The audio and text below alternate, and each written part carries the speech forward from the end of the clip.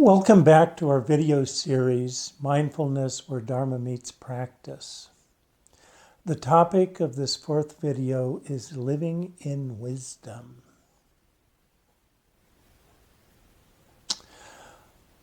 The Buddha once said, the wise one established in virtue, developing mental composure and wisdom, that ardent and prudent monk, it is he who disentangles his tangle. The practice of virtue straightens out our emotional life. It tames the greed and aversion that so poorly serve the well-being of ourselves and others.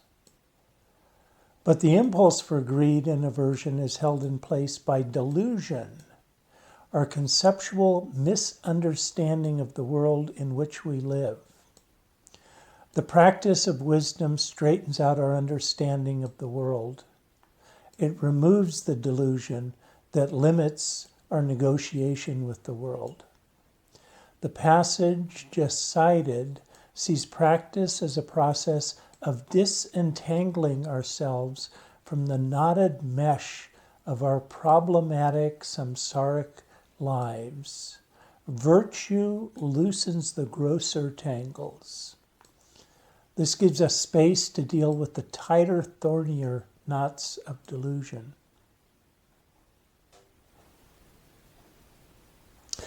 The practice of wisdom begins with right understanding and is perfected in mental composure. It starts with developing a conceptual grasp of the human condition. It proceeds through the recognition of this condition in our own lived experience, and it concludes with a full internalization of the Dharma as a matter of direct perception. This is a matter of achieving knowledge and vision of things as they really are, the precursor to complete awakening.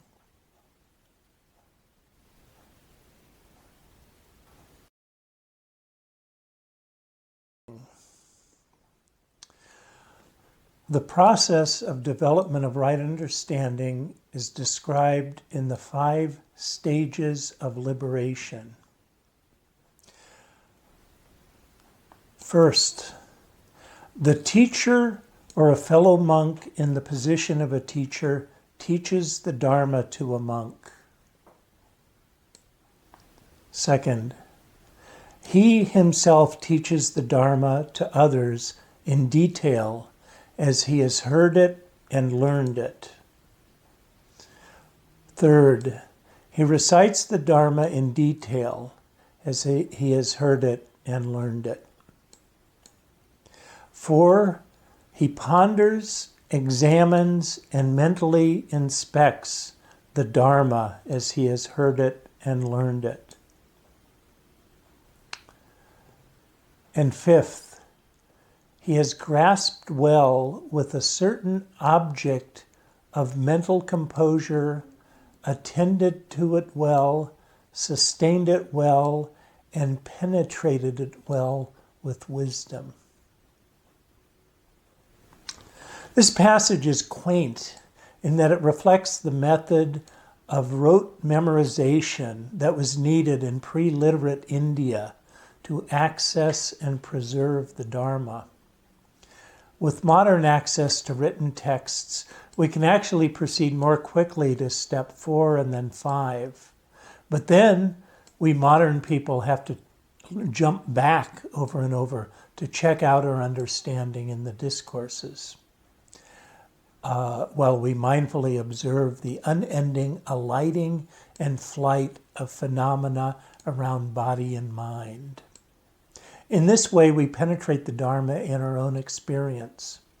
Dharma develops from scripture to something integrated into a wide fabric of experience, to something internalized beyond the conceptual to the point that we effectively perceive through the eyes of the Buddha. A bird watcher will go through a similar process, just like students of a lot of other skills. She begins with reading or consulting the Peterson Field Guide, which gives her sketches, descriptions, and seasonal distribution maps.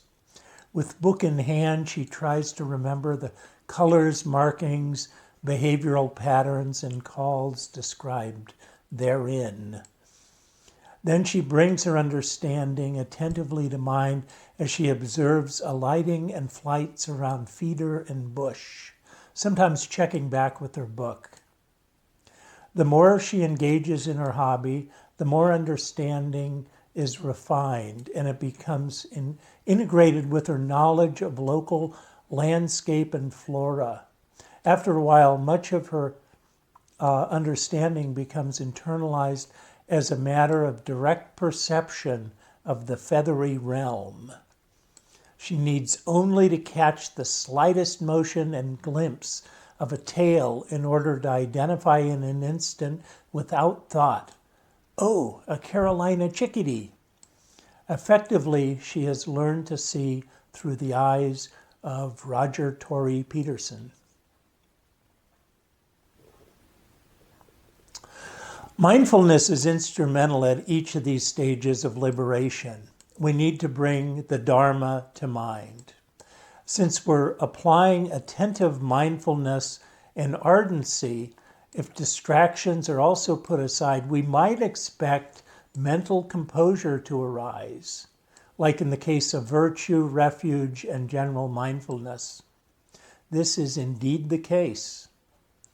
The full passage for each of the 5 stages of liberation concludes identically with the by now familiar causal chain: delight gives rise to tranquility, gives rise to mental composure. In whatever way he experiences inspiration in the meaning and inspiration in the Dharma, as he does so, joy arises in him. When he is joyful, delight arises. For one with a delighted mind, the body becomes tranquil. One tranquil in body feels pleasure. For one feeling pleasure, the mind becomes composed. This is the first, alternatively second, third, up to 5th stage of liberation.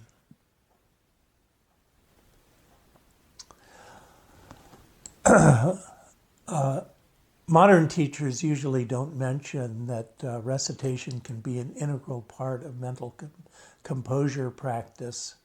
The special and most contemplative last stage of liberation, in which mental composure is mentioned up front, as with respect to object of mental composure, will be considered in more detail in a bit.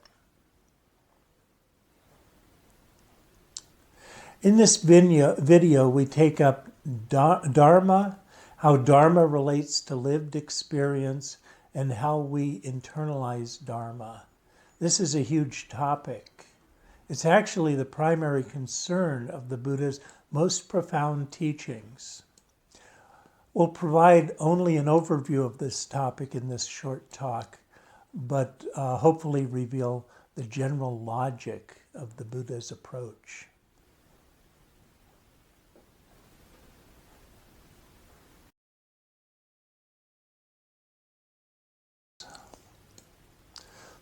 Imagine the following situation. The first rays of sunlight against my eyelids, a cold sensation against my cheek, and I know my dog is there trying to wake me up. Clinking sounds, and I know family members are already in the kitchen making breakfast. I open my eyes and it comes back to me. I was arrested last night for drunken and disorderly conduct. The cold sensation is a metal bar I rolled into in my bed, and the clinking sound is the sheriff opening my cell. I had fabricated a false reality and taken it to be true. We've talked about greed and aversion and how they inspire unskillful actions.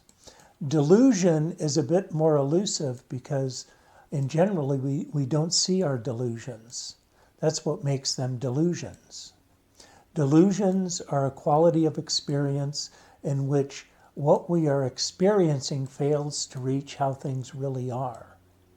The problem for us is that that we behave on the basis of our delusions, often in very unskillful and harmful ways. So, how do we recognize our delusions? Well, there are three main ways that I can think of. First, we can observe ourselves fabricating our delusions in our own minds. Secondly, we can notice inconsistencies between the different things we think we know. And third, we can notice that there are alternative ways of interpreting what we know. What we cannot do is to directly compare what we experience as true with reality itself.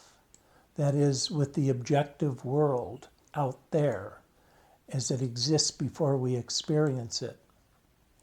We do not have any access to the world out there, independently of what we fabricate in our own experience with all of its delusions. This might not be obvious, because it sure seems that we have direct access to the world out there. Chair, keyboard, window, dog, video camera, but that is part of the delusion. There's a modern argument that makes this clear.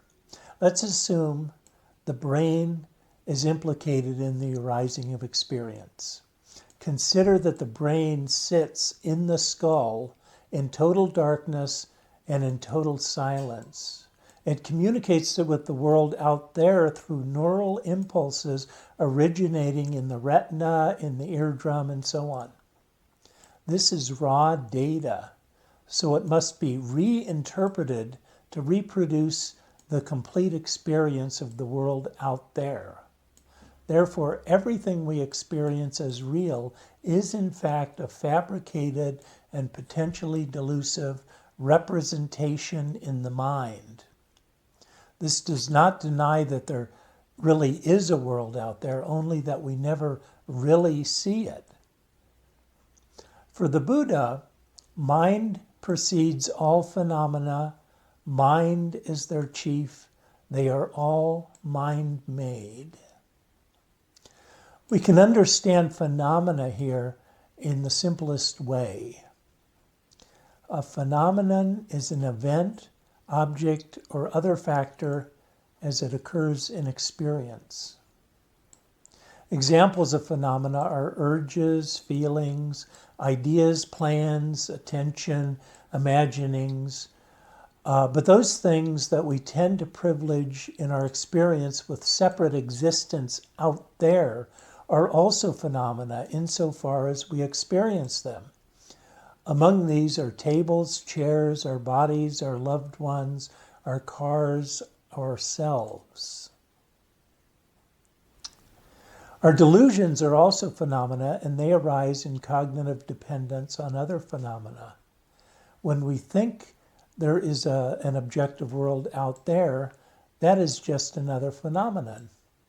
Phenomena form a kind of closed system, and in fact, the Buddha uses the word world in this specific sense. The world is the totality of phenomena, all that we experience. It's important to recognize this strongly subjective orientation of the early Dharma. Otherwise, we'll become confused in our study of the Dharma. For the Buddha, in this fathom-long living body, along with its perceptions and thoughts, lies the world, the arising of the world, and the cessation of the world. This orientation has a great advantage. It grounds the Dharma and our practice empirically in that which we can directly experience. In our delusion, we fabricate the world we experience, as we experience it, then convince ourselves that this world is real and then behave according to what we think is real. This is what keeps us entangled in the samsaric condition. With right understanding, we question our fabrications, and thereby how we learn how we can disentangle ourselves from our fabrications. It's in the phenomenal world that we suffer, it's here that we practice, and it's here that we awaken.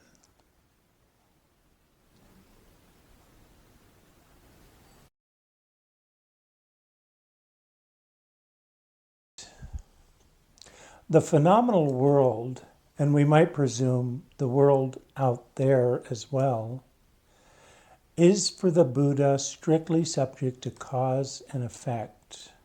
Phenomena arise from causes and conditions, and in turn constitute causes and conditions for the arising of other phenomena. Conditionality, or cause and effect, is the relation between two phenomena when the arising or cessation of one is contingent on the arising or the cessation of the other. In the early texts, this is standardly expressed as follows. When this is, that is. From the arising of this comes the arising of that. When this isn't, that isn't. From the cessation of this comes the cessation of that.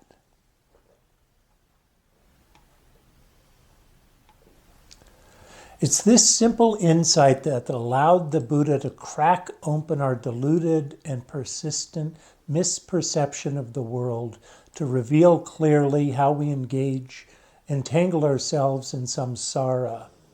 It should be appreciated that conditionality makes all elements of experience contingent on other elements, since a given element is both effect of other elements and condition for other elements. Conditionality, for the Buddha, is taken as a universal principle that ripples through chains of causality and that keeps the world in constant flux. Nothing happens by itself, but only through conditions, and there is no first condition for anything. Everything arising in this way is unsubstantial and contingent. This is nature without artifice. The most prominent example of conditionality in all of the Dharma is the second noble truth, stated in this video a little bit differently than before. And this, monks, is the noble truth of the origination of suffering, the craving that makes for further becoming, accompanied by passion and delight, relishing now here and now there. That is, craving for sensual pleasure, craving for becoming other. This can be abbreviated as craving gives rise to suffering.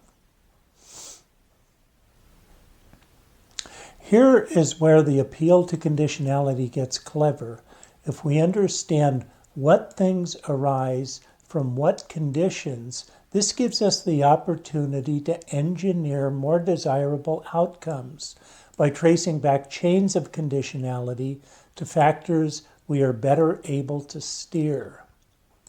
Take a concrete example of this principle. We cannot extinguish a fire directly, nor make it burn more brightly, but we can achieve the desired outcome if we understand the conditions that give rise to the fire: heat, oxygen, and fuel. Each of these can be directly manipulated. Dousing the fire with water deprives it of oxygen and reduces its temperature. Throwing another log on it gives it more fuel. Blowing on the fire may give it more oxygen, but also reduce its temperature. All of our experience is subject to similar considerations. The recourse to conditionality allows us, through Buddhist practice, to bring the fires of suffering under control by controlling their conditions, such as craving. If we cannot will craving to end, we look for the conditions of craving and then try to control those, and so on. Origination of undesirable factors is therefore matched with their desirable cessation, as in the third noble truth. And this, monks, is the noble truth of the cessation of suffering, the remainderless fading and cessation, renunciation, relinquishment, release, and letting go of that very craving. If we don't know how to manipulate craving directly, we can inquire as to its conditions and so on. Although every factor of experience or of the world out there is highly contingent and in flux, we often experience the world out there unreliably as more permanent, more pleasurable, more personalized, and more beautiful than things really are. We fabricate this in our delusion as a world of rather fixed things, then we become attached to them, and then we suffer as a consequence. Our own self is the primary example. As we come to live in wisdom, striving for personal advantage does not even make sense, and me disappears into nature, that is, into the flux. With this in mind, the Buddha asks us always to keep in mind the three qualities characteristic of all conditioned phenomena: impermanence, suffering, and non-self. Impermanence is the quality of being in flux, born from conditions and also dying with conditions. Impermanence applies, of course, to thoughts, to feelings, and so on, but also to what is out there, to the food we buy, to our furniture, to our car, to our own bodies, even to mountains. Impermanence entails that everything and everyone we cherish will be lost to us one by one, until the ones that remain lose us. The world is slipping by like sand through our fingers. There is no happy ever after with regard to the things or people of the world. Suffering is conditioned by craving, the craving that causes us to attach to the things of the world. But because these things are in flux, we cannot find lasting satisfaction in them. Our conceptual experiences simply do not keep up with the unfolding of the world out there. Because things are impermanent, when we seek gratification in something fixed, we forget that samsaric life has been a continual series of broken promises. What is craved causes us suffering because we cannot rely on it. If we've lost what we cherish, we suffer. If we still have it, we're anxious that we will lose it. Non-self questions the view that there is something substantial and lasting that we call me. We will never find such a thing. If we fully integrate this teaching, we never have to take anything personally. Everything is simply the unfolding of nature. In the meantime, we fabricate a sense of self from the attachments that we appropriate as me and mine. These include body, fortune, family, and bowling championship. But what we think is more or less fixed, we will really turn out to be impermanent. And if we attach to it anyway, it will just be a source of suffering. It is impermanent and a source of suffering, so we wouldn't want it to be ourself anyway. Yuck. Thinking about impermanent suffering and non-self reveals the false premises that underlie much of the world as we've grown to know it. As an empirical matter, these three qualities win all debates. Still, we find it surprisingly easy to overlook them. The three qualities remind us that all objects, even if we're convinced that they exist out there, are by nature unreliable, and explain why they cause us distress when we have a stake in them or try to identify with them. In whatever way they imagine, thereby it turns otherwise. These reflections aim at the fading of passion. Our infatuations are over things that are too hot to handle, things that are not what they promise. It's important to recognize that a meaningful life lies elsewhere.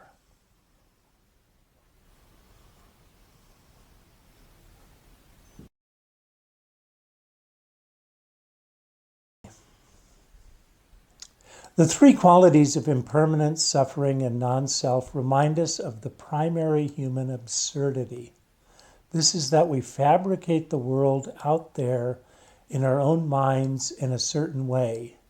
Then we take what we have fabricated seriously as something real and substantial. Then we become infatuated with its objects and crave them. This is like Pygmalion of Greek legend.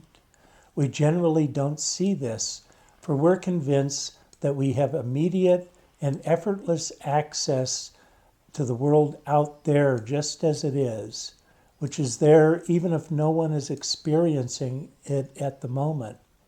We think that we just need to show up and there it is, but thinking this is just another experience, one that the mind fabricates. To better understand the unreliability of our experience of the world out there, we can develop our awareness of the process of fabrication as we engage in it. In this way, we don't take the world out there so seriously. To do this, the Buddha suggests that we segment our experiences into 5 categories. The 5 aggregates serve to classify phenomena according to epistemic or cognitive faculties of form, feeling, perception, formations, and consciousness. Keeping the 5 aggregates in mind reminds us that we are at each step observing experiences that are mentally conditioned. Remember, mind precedes all phenomena. A form is raw sense data, such as shapes and colors, noise, odors, something that impinges on experience as if from outside. A feeling is an affective tone of experience, particularly where it falls on the like-dislike scale. A perception is a recognition of familiarity, as an exemplar of something recollected. It typically gives something a name. A formation is a conditioned composite of phenomena such as gadgets, impulses, patterns, analyses, plans. It entails choice and so includes karmic activities. An instance of consciousness is a movement of mind, including qualities like focus and attention, with consistent reference to things outside of itself. In other words, we're conscious of something. The aggregates break experience into 5 categories of ascending cognitive complexity. In fact, these categories are not discrete, but often highlight different facets of the same phenomenon. For instance, nothing we experience can be totally independent of consciousness. Moreover, everything we perceive is a formation, which is to say, fabricated. An instance of consciousness is also a formation. Incidentally, an instance of consciousness, like everything else, simply arises in one moment and is gone in the next. It's important to bear this in mind. Otherwise, we have a tendency to view consciousness as something fixed, or even to view consciousness as me, the experiencer. When we take the world out there seriously, we take it as real and begin to attach to the things we find there as me and mine. This further entangles us in samsara, as we'll see shortly. Mindful of the mental component of all phenomena, we are less apt to take the world out there seriously. The Buddha brings the unskillful tendency to a head in an extremely clever way by intersecting two rather contrary categories. Aggregates of attachment are cognitively or epistemically classified phenomena which we appropriate as me or mine. Normally, we attach to things, that is, appropriate or identify with them, because we think they exist out there, but we cannot attach to what we don't experience.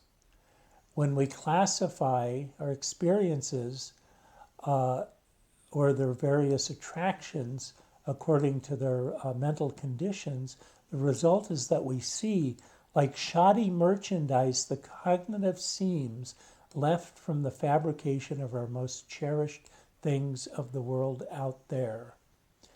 We are furthermore asked to consider, as if to drive this point home, this is not me, this is not mine, this is not of me, I am not of this. In this way, we begin to pull back from fabricating a world out there, eventually failing to see things as real, given, fixed, or existing in themselves. This process is consummated through right mental composure, which shifts temporarily our cognitive faculties themselves. As we learn to fabricate less and we learn to experience things as empty of substantial existence. Emptiness is the experience of a phenomenon as lacking substantial existence or a self or anything that pertains to a self. In emptiness, there is nothing specific out there to cling to.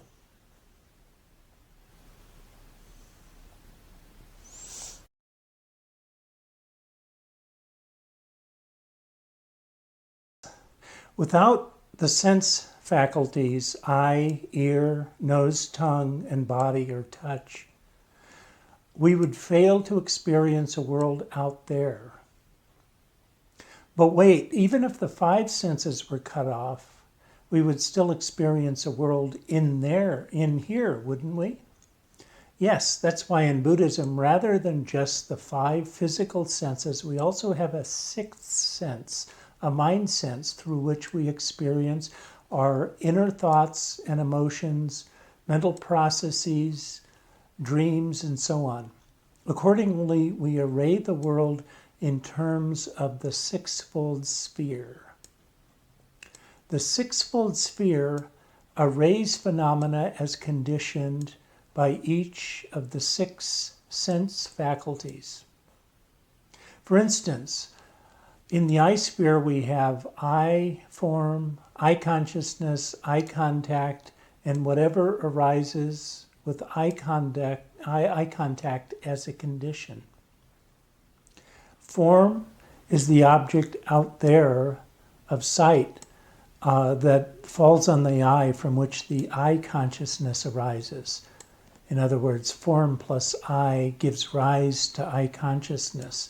This event is called contact, and once contact occurs, a series of factors dependent on contact arise in relation to the form imputed to exist out there.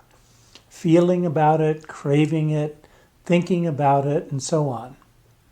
This passage is repeated with respect to ear, nose, and so on. The six spheres thereby highlight the senses as the initiators of experience in the causal network constituting our samsaric condition. In the six, the world has arisen. In the six, it holds concourse. On the six, themselves depending. In the six, it has woes. The sixfold sphere serves much of the same function as the aggregates in reminding us of the inner origins of our experiential world. Also, it points a way to control our experience at will. We guard the senses when we simply look the other way, for instance, to avoid lust. The sense of self generally originates in the bifurcation implied by contact, along with the conviction that there is a world out there. The I is that in the world by which one is a perceiver of the world, a conceiver of the world. What is said here for the I is then also said in turn for the ear, for the nose, for the tongue, for the body, and for the mind. Accordingly, we train to see the I and so on as impermanent suffering and not self, as empty.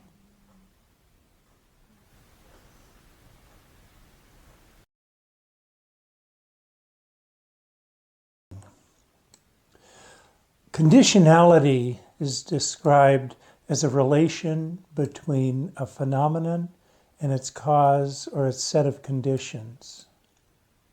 But when scaled up to a network of such relations, the resulting system can exhibit a quite complex dynamic which can be difficult to track, with many loops and collateral effects.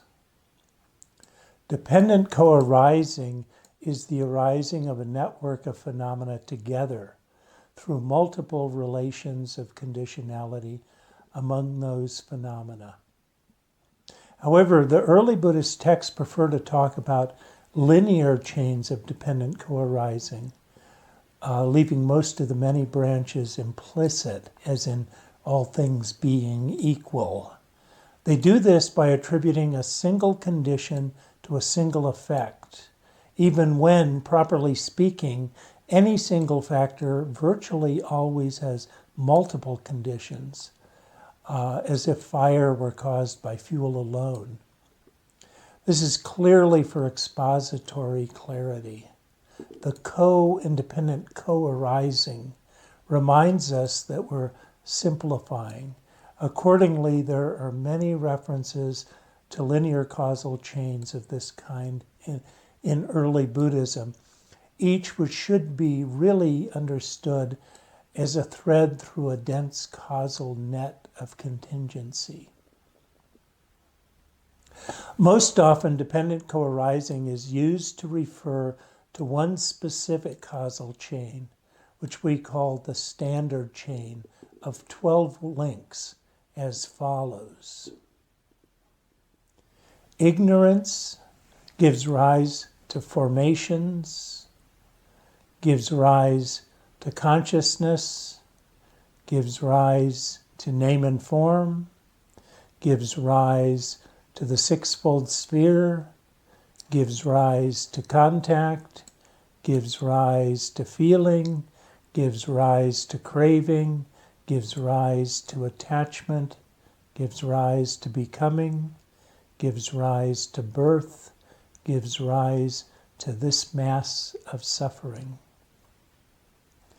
A thin thread through the dense snarl of conditionality, this particular chain wends its way through the center of Buddhist psychology. It thereby exposes the arising step by step of the near universal pathology that characterizes the human condition. The chain not only describes the arising of the human pathology, but also what we can do about it. Our practice is directed at weakening or breaking its various problematic links until the entire chain ceases to function. A given link might cease just like fire ceases when deprived of any one of its conditions, such as fuel. The practice of the Noble Eightfold Path weakens all links, a kind of universal elixir for all that ails us. The removal of ignorance as the first link results in the utter breakdown of the entire chain. This is to say that a complete understanding of what in our phenomenal world ails us and why suffices to liberate us from all our woes. The links from ignorance to contact have to do with how we mistakenly conceptualize the world. That is, they have to do with delusion. The links from feeling to attachment have to do with how we respond emotionally to what we have conceptualized and taken seriously, particularly with greed and aversion. The links from becoming to this entire mass of suffering have to do with how we consolidate a full personal identity, which then compounds our delusion, then how we perpetuate that identity into future lives. The standard 12-link chain of dependent co-arising is deceptively simple, but when we actually understand the various factors involved, described in many discourses, we find that their dynamics is quite complex, with many branches, loops, and overlapping instantiations of the chain. The chain explains how the illusory sense of personal identity in all of its contingent complexity emerges step by step. The Buddha, in describing this chain, presented us with a most profound model of the common dysfunctional mind. Having revealed something of its logic and its method of disrupting that causal chain, we don't have time in this brief introduction to go into the details of this far-reaching teaching. There is a lot to track down here, but hey, we've got many lifetimes to do it.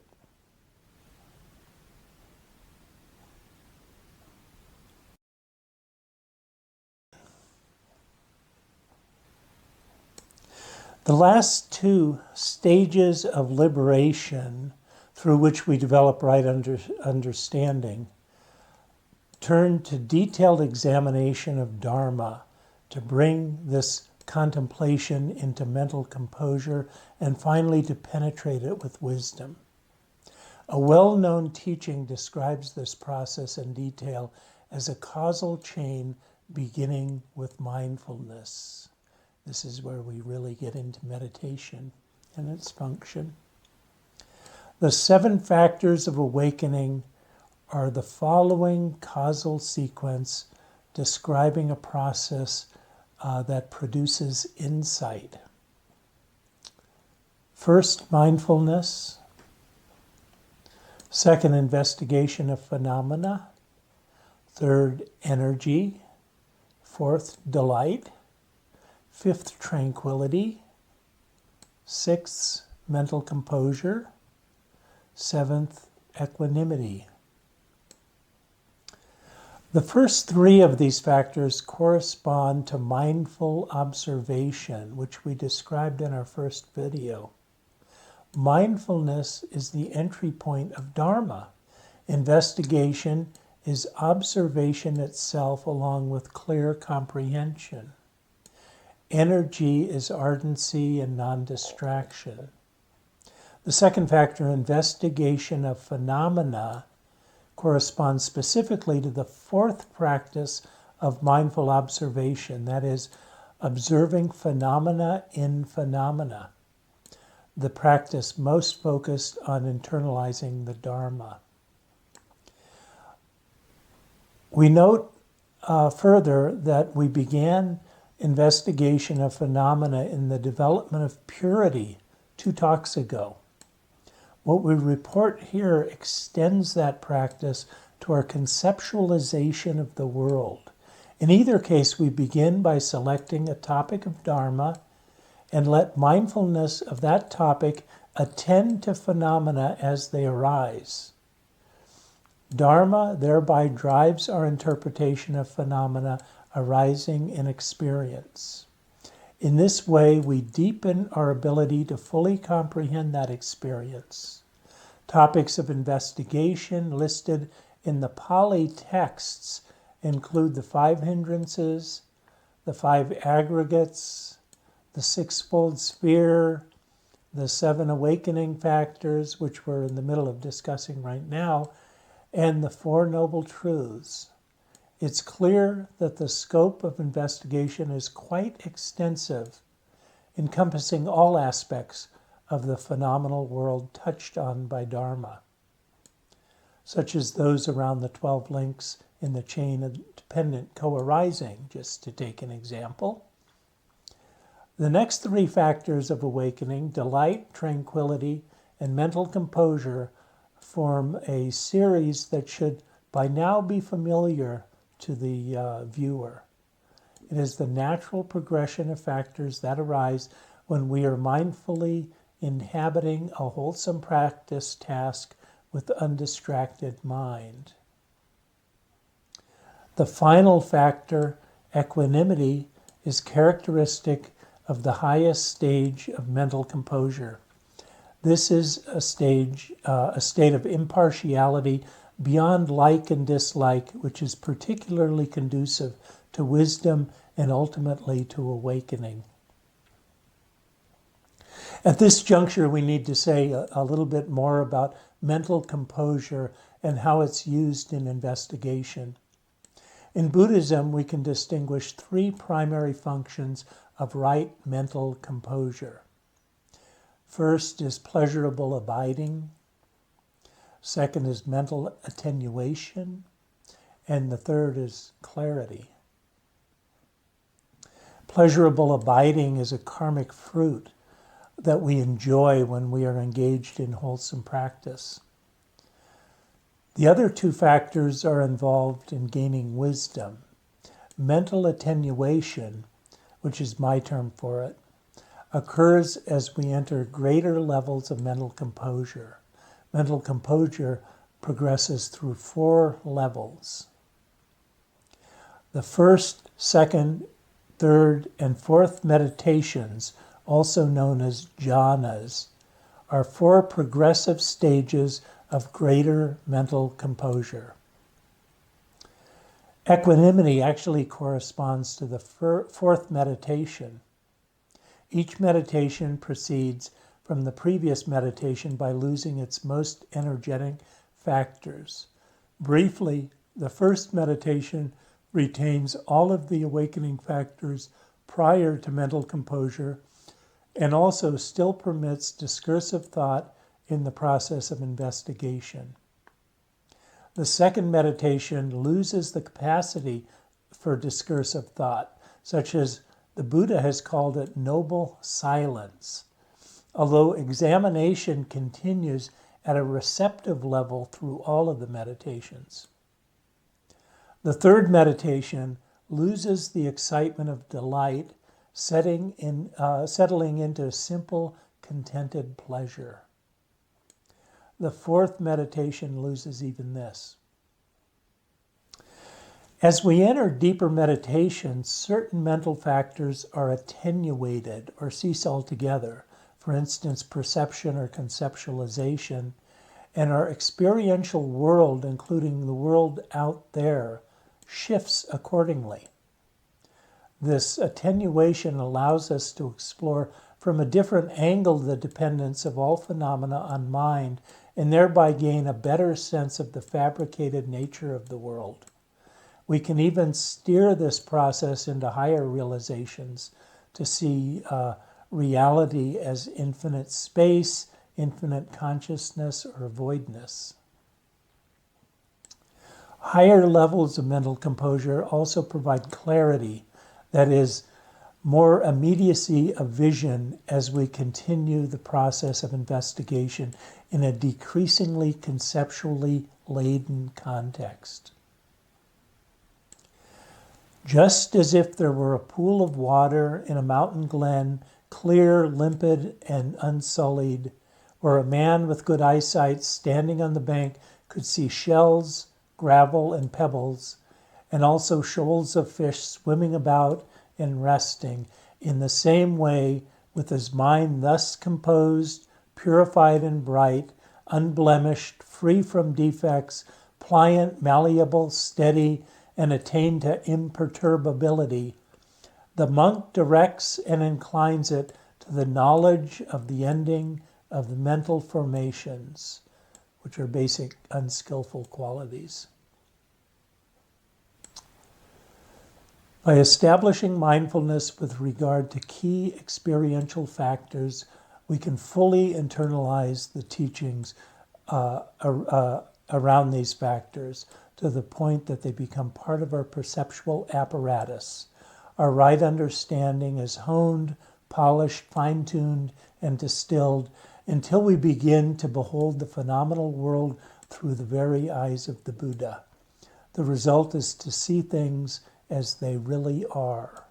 Once we see things as they really are, and we see how we fabricate our world and thereby our own suffering, we begin to drop our attachments like hot fritters, and this leads to our liberation.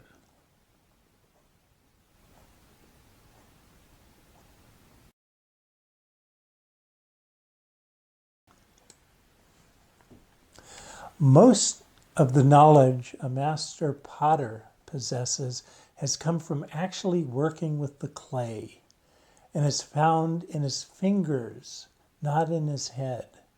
Or consider the knowledge we put to use in riding a bicycle, for which we are initially told to go forward, turn the pedals in that direction, to turn right, move the handlebars in this direction. But then we learn to maintain our balance and so on, inexplicably by feel. This is the result of practice rather than thinking about it. Buddhist practice is also like that. The role of right understanding becomes refined as intimacy grows with our own experience. It is gradually replaced or supplemented by a feel for the workings of the mind. This deeper knowledge, also known as wisdom, lies for the most part beyond the limits of conceptual understanding and will unfold with the experience of practice. Knowledge and vision of things as they really are is a clear, immediate, and intuitive right understanding of the phenomenal world, which minimizes delusive fabrication. In fact, it would seem that that such perception is the farthest extent of mindful observation, since it involves bringing past experience to bear on the interpretation of present phenomena in a spontaneous way. As this learning process concludes, we begin, as has been said, to think with the teachings rather than about them, or to see with the Buddha's spectacles. At this point, we can be said to live fully in wisdom and give this talk its title.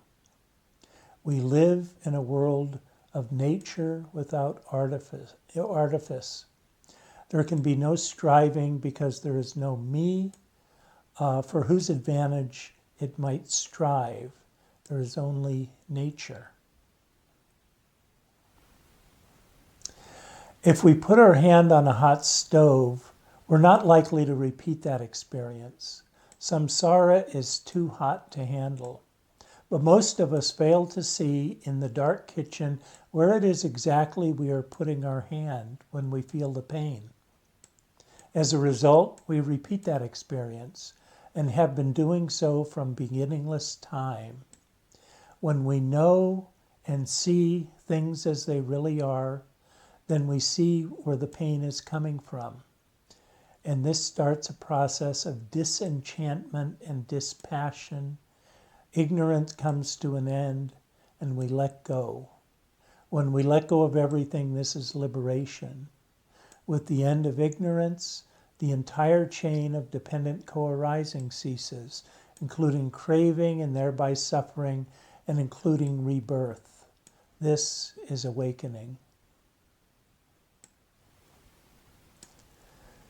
Seeing thus, a well-taught, noble disciple becomes disenchanted with form, disenchanted with feeling, disenchanted with perception, disenchanted with formations, disenchanted with consciousness. Being disenchanted, he becomes dispassionate. Through dispassion, his mind is liberated. When it's liberated, there comes the knowledge it is liberated.